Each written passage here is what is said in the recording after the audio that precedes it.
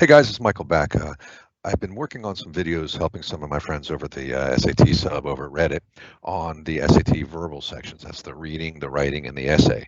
And what I did is put together some webinars on just general approaches to each. So approaches and strategies for the reading, and then some approaches and strategies for the writing and for the essay, and then gave you specific examples on how that would work on specific College Board practice tests. So I thought I've heard from kids it's been helpful, and I really appreciate the feedback, and I'm glad that this is being of use to you. I did get a word back from one student there, Cool Kid 346, told me, and this is a great request. I said, hey, could you just do some just strict grammar stuff rather than SAT? And I think that makes a lot of sense because when we look at the SAT, we're kind of narrowly focused on the grammar that's used on it, which is okay because there's certain things like you got to know how pronouns work, you got to know how verb tense and conjugations of verbs and things like coordinating conjunctions, all that stuff. I think that's pretty useful to know. But what I find, kids know, well, I know my fanboys, right? Oh, good, great. Now how do you apply them? Because fanboys are applied in like 5 different ways. So that doesn't really help us in isolating how's that word but or how's that word nor working in a sentence, because it could be conjoining independent clauses, dependent clauses, it could be part of a conjoining multiple verbs and nouns, et cetera, et cetera. These work in a lot of different ways. And the reason why this is also confusing is because grammar is confusing. It's just that simple. Grammar is confusing because if there was one set of rules, there'd be just one book on grammar, that'd be it. But there's not. There's so many different interpretations, so many different rules and names for the rules. So what I recommend for the students is identify the rules, because if you know the rule, then you'll know how to apply it to different patterns of test questions. Because I hear a lot of the kids say, well, it sounded right, therefore I got it right. Okay, cool, but why is that right? Why does it sound right? And understanding that language is all about putting onto paper, mimicking speech. That's what commas are for, because when we talk, we pause. So we want to do a comma there. We talk, comma, we pause. And so we're interpreting the spoken word on paper. Yet, once we get onto paper, it can get really complex because, wow, human beings found that, man, this is cool. I can make some really neat stuff with this by adding all kinds of different parts of speech and things to it and different clauses and contractions, blah, blah, blah. So all these things get really complicated, but ultimately it's all about clarity in information. So the more we know those rules of grammar, the more we're able to interpret and pull from what we're reading with the most meaning, because that's the whole point of a well-constructed, maybe complex, maybe difficult sentence, is there to convey an idea as accurately as possible. So again, there's so many rules, but I just want to break it down to a couple simple things. So I just want to do a background thing today on parts of speech, because really that's what it all starts with, right? So in elementary school, you learned the parts of speech. You had noun, articles, pronouns, conjugations, prepositions, adverbs, adjectives, verbs, and interjections. But nobody talks about that ever since, right? They say, well, what are the, you might use them a little bit in your English classes, but let's kind of break that down. And again, we're looking for understanding what each word is doing. What part of speech does it actually categorize as, in order to better understand what that sentence is doing, and that will ultimately help you do better on the test itself. Okay, for example, do you really need to know that the word however is an adverb and not a conjunction to do well in the test? It might come up, but if you do know what an adverb really does, because the word however is not a conjunction, and even though it may not show up in the test, just knowing that's an adverb, that really helps us understand what adverbs they modify verbs, okay? So it's really important for us to see these parts of speech and recognize what words are doing what in them, and then we can make sense of the sentence, okay? I'm going to do another thing on the word however. I think it's important to know, and it'll also help us figure out really how to identify adverbs and when they are actually modifying a verb, and because it doesn't make sense to a lot of us actually, and we don't think about it when we see it. So I'd like you to be able to do that. So another thing I see a lot, and this is probably not something that comes up on the test, but I have seen test questions in the writing section where nouns acting as modifiers, in other words, nouns modifying nouns, because adjectives modify nouns, adverbs modify verbs, and so on. Nouns can modify nouns. But if you see that, and I can think of off the head a couple instances on the test where if you recognize that could be a noun modifying a noun, that really takes away the problem we have with possession, because nouns possess nouns, right? But sometimes we use a noun in a generic sense when other people might think about possession. So let's work on this on the whiteboard a little bit, and then I'm going to go through parts of speech with you. Okay, so let's go to the whiteboard. So we know the parts of speech that we have. Here they are. We'll just set that off to the side here. All right.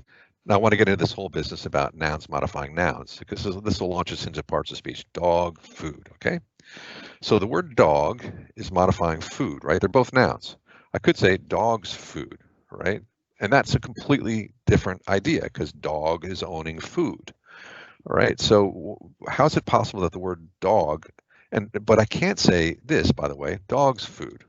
That doesn't make sense. Okay, so there's some rules behind that, and it helps us recognize, especially when we're identifying whether there should be a possession or not, whether we need a modifying or qualifying noun next to the other noun. So let's work out how this works. And at the same time, what we're going to be noticing here is every sentence starts with a subject, a verb, and an object. Okay, so the subject is a noun, the verb is an action, the object is that which is being acted upon. I think we know that. But notice how if this is the core of any sentence, now you could have just a subject and a verb. Oftentimes it's required additional information. I could say I go, but it's really useful to know where I'm going. So we add the object on there.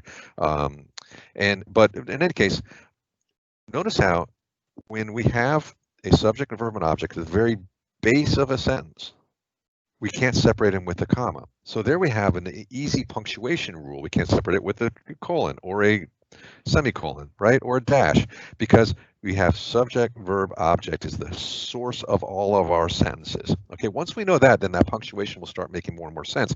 It's also really helpful, and I'll show you how to do this in a few minutes, how to break down a complex sentence that you see into its core subject, verb, object. So let's work on dog food. We're going to get rid of the dog's food because we're not talking about that here, but we're going to start a sentence and we're going to talk about dog food. So dogs love food, right? So let's just work with that simple sentence. Dogs love food. That is a perfectly good sentence. Subject, verb, object. Now, when we start there, we can start building up a little bit more. Ask ourselves, well, whose dogs? We'll say, my dogs. What about my dogs? They love food. Or I could say, my dogs really love food, right? Might be another place I could go with that, all right? And then now we build up a little bit further, a little more complexity, and we could say, my dogs really love really expensive food, okay? That's the case, right? So now why am I buying my dogs really expensive food? But notice here something that's going on, and this really helps us understand. We have this word really. It's pretty clear that really love, that's an adverb modifying a verb. But what about this one? Really expensive food? Doesn't it like that it's describing how expensive that food is? Well, that's actually the case, because it's describing the state of that food being expensive. Okay, quick timeout. I'm reviewing what I recorded yesterday. I just want to clarify something. Just as a noun can modify a noun, like dog food, an adverb, which modifies verbs, can also modify an adjective. So in this case, where my dogs really like really expensive food, the second really there is essentially modifying the really expensive food. And so grammarians, and this is why grammar is just so crappy, why grammar sucks. They call it an adverb of degree. Okay, so is it an adverb or not? Okay, oh, it's an adverb of degree. It's an intensifier. They have all these stupid names for it. But the idea is an adverb modifies a verb. Okay, a noun is a noun and an adjective modifies nouns, but nouns can modify adjectives and adverbs can, to some degree, modify adjectives. So as an intensifier or an adverb of degree, when my dogs really like really expensive food, that second really is essentially modifying the word expensive, although it's actually modifying the state or the being of expensive. So it's in that sense, it's still an adverb. If you look up the word really, it's in the dictionary, it's just an adverb. But if you look it up on the grammarian sites, they'll call it an adverb of degree. Okay, back to the show. Now, if this helps us on the test, that's a good thing. But let's see now again how we can break the sentence into further parts. So we have now a subject, a verb, an adverb emphasizing the subject, another adverb emphasizing the subject's relationship to what it is is doing, which is expensive food. So let's bring in a much more complex sentence out of this whole thing that starts with dogs love food, right? So we see in here, in this sentence here, I could give them the cheapo stuff, but since my dogs really love really expensive dog food, I have to buy it for them. And besides, it's better for them. So I've got my core sentence here, and that's one of my dogs are getting ready for dog time, supper time. Dogs love food.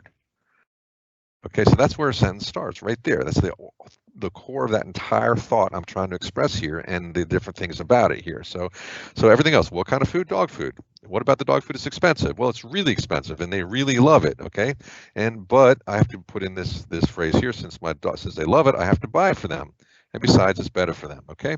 So we can see how this core sentence starts out with dogs love dog food. Now, when you're asked to analyze the parts of speech here, we can break that down. You know, we have the different sentences. We have the different subjects and verbs. So we always identify I could give, but since my dogs love, I have to buy, it is better for them. Okay, so we have all our verbs. Always identify verbs first, because that's super, super helpful. And just knowing what these words are doing, again, you know this intuitively how this works, but just knowing the parts of speech, whether it's an article, pronoun, conjugation, preposition, adverb, adjective, verb, or an interjection, that really helps us out to understand and appreciate what's going on. Now, this is pretty simplistic, so let's look at this on a complex sentence. So here's a sentence taken from practice test 1. It's questions 17 and 18. And what I've done here is I've fixed the language so it's actually correct according to the possibilities A, B, C, D. And so what's written here is correct. So we have some of which was one of the questions. And then the other one was this one here, the pronoun there. Okay, so this is a more complex sentence. But again, this sentence and these clauses all start with a simple subject and verb. So all the stuff is blah, blah, blah. It's just building up more and more ideas. So if we go here, we go, according to Box, a leading Greenland expert, okay, tundra fires in 2012 from as far away as North America produced. Okay, I got a verb here, produced. So I think to myself, what's the verb? Produce. So there's my verb, okay, produced. Now, what did the producing? Well, it looks like fires produced, okay? So fires, subject, produce. What they produce? Soot. That's my object, okay? So this long, complicated sentence, and sentences, actually there are two of them here. This first one starts with fires produce soot. All this stuff, according to Box. Who's Box? He's a leading Greenland expert. What kind of fires? Tundra fires. Okay, cool. When? In 2012. Where were they? They're as far away as North America. So now we break this down to, well, tundra fires produced what? Soot. And how much of it? Great amounts of it. So we just go, fires produce soot. At this point, we go, now we bring in this other idea here that some of it drifted over Greenland in giant plumes of smoke and then fell as particles onto the ice sheet. Okay, what they're doing here is they're measuring if we understand what is acted upon here when it drifts over Greenland. There are a couple of ways to go about this sentence in terms of the elimination, but I'm not going to do that. I just want to point out to you that what is this word which doing? Okay, because that becomes an important idea in understanding this is where parts of speech can really help us out. Let's start with this part of the sentence here, because this is what they were measuring on us. Do we understand what connects these two clauses here? Tundra fires produce soot is our core sentence we pull down here. And then what happens to it? Well, it drifted over Greenland, and then it also fell as particles onto the ice sheet. So it drifted and it fell. So what we have here is the next sentence, it drifted and fell. That's our core sentence here. We have subjects and verbs. Now, why is that word which, however, a subject? Because it has to be, since I know it has to be because we have a comma and no conjunction. So therefore, this must be a conjunction, some of which, because I can't combine two independent clauses unless this is not a subject. And then this would be saying tundra fires produced soot, drifted, and fell, which wouldn't make sense because we have produced, drifted, and fell. Well, we could say that tundra fires produced soot, drifted, and fell. But what's happening here is these verbs need a new subject because the fires didn't drift and fall. It was the soot that did. So by bringing in this phrase here, some of which, we're getting a new subject to our verbs drifted and fell. So what's happening here is that word which is doing something quite interesting. It's acting as a conjunction, right? It's also acting as a pronoun because it's referring back to what? To soot, okay? And then on top of that, it's acting as a new subject for the second clause. Okay, so just by appreciating the parts of speech here, I can recognize that drifted and fell do not attach to fires. We do have to do that kind of logically, but we also recognize that some of which gives us a new subject and verbs for our new clause, and at the same time, some of the word which we could get rid of the sum of, drifted and fell. And that way we know that this is both a subject and a conjunction, and it's referring back to the word soot there. Okay, usually the word which is going to refer to the object of the prior sentence. By the way, that's usually the way that goes. So I hope this is helpful to think through the way parts of speech can help us understand a complex sentence. Break it down to the little pieces, subject, verb, object, then see how those prepositions, how those conjugations build up and combine them all. And then that'll really help us break down these more difficult type questions as well. Understanding the parts of speech of complex words like which, that, however, and some of the other ones we'll see. I'll go over each of those individually because I think there's a lot to be said for those particular words. Okay, guys, hope that helps. I'll see you next time.